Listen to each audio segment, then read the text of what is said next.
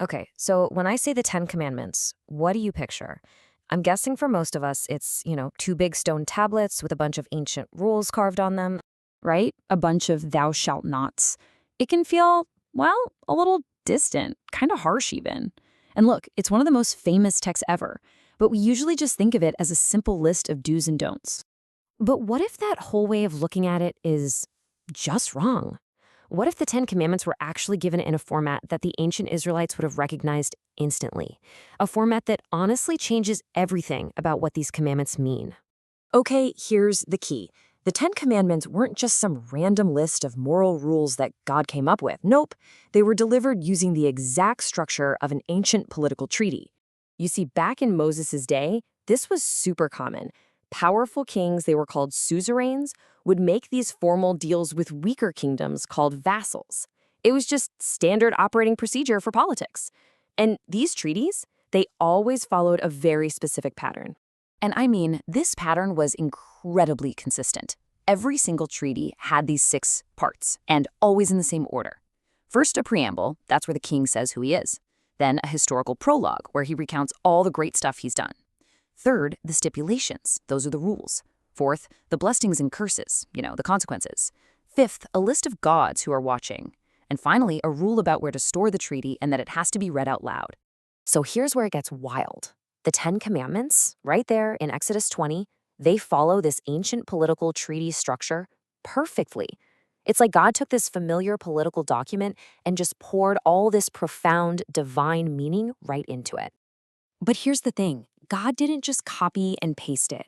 He actually twisted the format on its head to show us something huge about who he is. What human kings used for power and control, God used to build a relationship. Let's break down how he did it. It all starts with one tiny but incredibly powerful word, your. See, a normal king would just lay down the law. I am the Lord. Simple. But God, he makes it personal, right from the jump. He doesn't just say, I am the Lord. He says, I am the Lord, your God.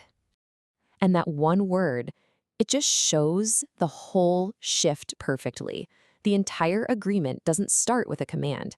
It starts with a declaration of relationship. It's about belonging before it's about behaving. Okay, next up is that historical prologue part. And this is where God completely flips the script.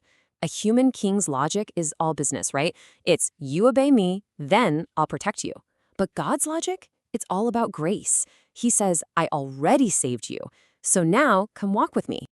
I mean, just let that sink in for a second. He reminds them that he rescued them from slavery before he gives them a single command. Grace comes before the law. Salvation comes before transformation. God's action, it always comes before our response. So only after he's established who he is and what he's already done, then he gets to the rules. And in this treaty context, we really shouldn't even call them rules. They're stipulations. They're the terms of the relationship. And these stipulations, they aren't random at all. They're actually structured beautifully in 2 parts. The first 4, they're all about our vertical relationship, our loyalty up to God, the King. The next 6 are all about our horizontal relationships, how we treat each other, how we live in community. It's basically the original blueprint for love God and love your neighbor. All right, so if this is a treaty, it needs witnesses, right? Every ancient treaty had them. Well, this is where God does something that is just completely radical. I mean, think about it. Who can the one true God call to witness his own agreement? A normal king would rattle off a whole list of other gods, right? The god of the sun, the god of the rivers, whatever. But there are no other gods. So who's left? In this absolutely amazing move, God calls on creation itself. He says, heaven and earth, you are my witnesses. This was a total theological power move. He takes a document type that was built for a world full of gods and uses it to quietly say, by the way, I'm the only one, and my own creation will back me up on this. And finally, what about storing the treaty? Well, the commandments get written on stone and put inside the Ark of the Covenant. And guess what? This is a perfect mirror of the practice of storing a king's treaty in a holy temple. So the Ark, it wasn't just some magic box. It was literally the royal archive for the king's covenant.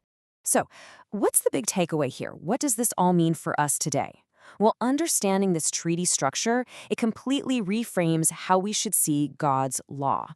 It's not about cold, hard legalism. It's about passionate, radical loyalty. For starters, it completely redefines what sin is. When you're in a covenant relationship like this, sin isn't just breaking a rule on a list. It's way deeper than that. It's way more personal. It's a betrayal. It's like spiritual adultery. It's breaking the loyalty you promised to the king who literally pulled you out of slavery. That's why the prophets are always talking about sin with such emotional, relational words. And that also means the law itself, it's not some legalistic ladder you have to climb to earn God's love. No way. That totally misses the whole grace first thing we just talked about, right? Instead, you should think of the law as the actual shape of what a healthy, faithful relationship with this God who saves looks like. These aren't random rules.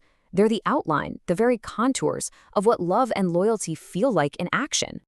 And all this brings us to the real heart of the matter, the one big idea that just sums up this whole incredible shift from seeing this as rules to seeing it as a relationship. When God is at Mount Sinai, he's not handing down a list of laws so that Israel can earn their way to becoming his people. Not at all. He's saying, look, I already rescued you. You are already mine. Now, here's how we're going to live together in this amazing relationship. It's not a contract to get saved. It's the constitution for a people who are saved.